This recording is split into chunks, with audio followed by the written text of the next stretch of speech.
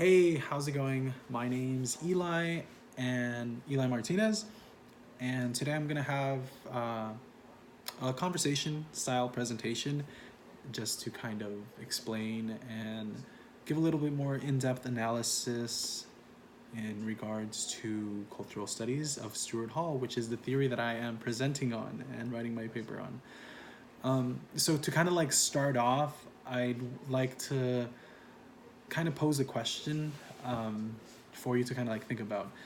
So, like, have you ever wondered why it is that popular movies, like, say, as an example, this year, The Avengers Endgame, which was like a really, really like high grossing film and like everybody and their mother saw it, why it why is it that movies like this don't get nominated for Oscars year after year? Think about it. Now, if you think about the question a little bit, you can see that there might be something different. There is the high culture of, the Oscars and like the what that represents. And then there is, the more popular aspect of a movie like Avengers Endgame, which is based more on like the mass appeal. So, cultural studies, as proposed by Stuart Hall, what he does, or what cultural studies does in itself, um, it finds these ideologies, finds these hidden messages, it seeks it, it critiques it, and exposes it. So, according to Griffin and others in a first look at communication theory, Hall wanted to unmask, Hall as in Stuart Hall, he wanted to unmask the power imbalances within society with his cultural studies. So I've researched the theory and I've looked into it at depth, and I've read scholarly articles on the subject for the past week or so. So I'm going to explain a little bit, go into depth about what I have read and what I've learned so far. So in my presentation today, I'm going to be informing you about the importance of cultural studies and why it's relevant. The theory of cultural studies by Stuart Hall is important because it shines a light on many of the ideological power structures present in our society. And the way that I'm going to kind of go through my presentation today is that I'm going to, first of all, provide for you kind of like the history and the literature review of what I did read. And then I'm also going to be providing you justification, or providing, kind of explaining the justification that I had for studying the theory further and why you might be interested in also looking into it. And then lastly, I'm going to propose to you the conclusions, or present to you the conclusions that I have come to as a result of the additional research and study that I have conducted. To start off with the history of cultural studies, according to Stuart Hall in the article The Emergence of Cultural Studies and the Crisis of the Humanities that he wrote in 1990, cultural studies began with the debate about the nature of social and cultural change after World War II.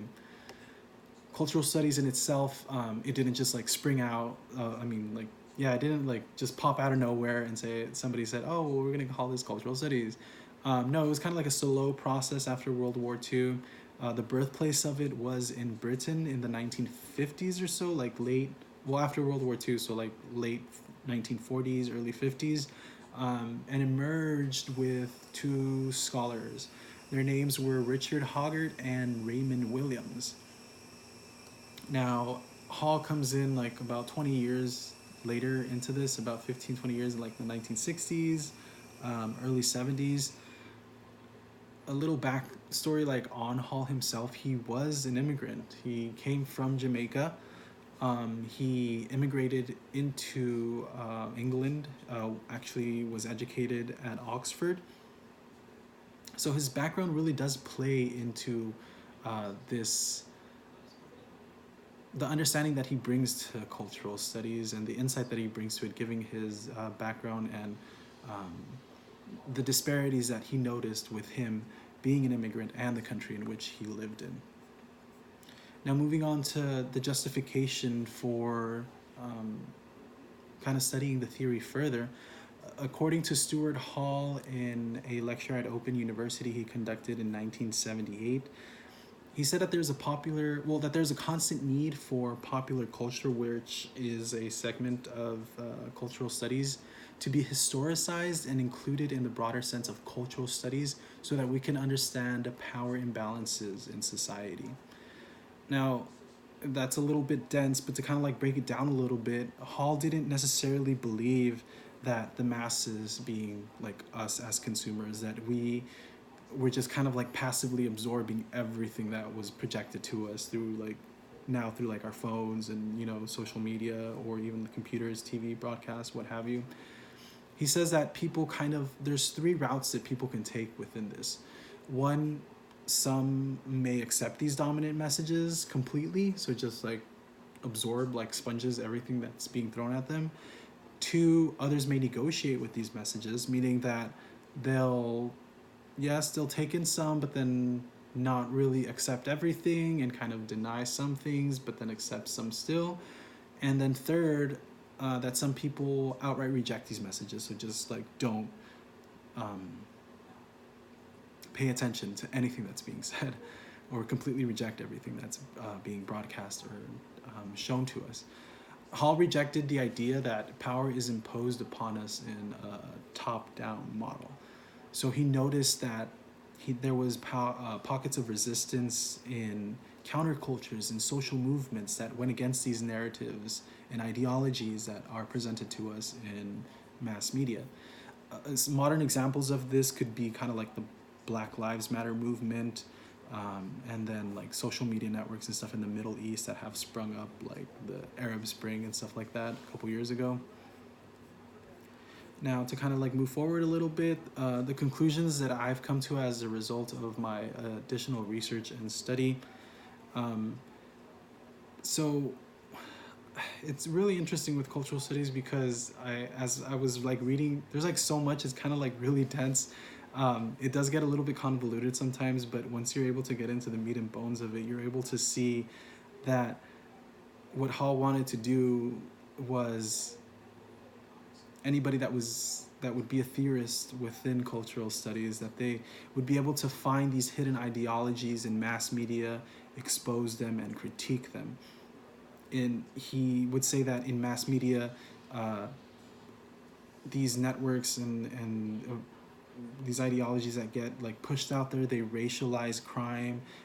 You see the patriarchal narratives of gender, the othering of immigrants, of poor people, etc.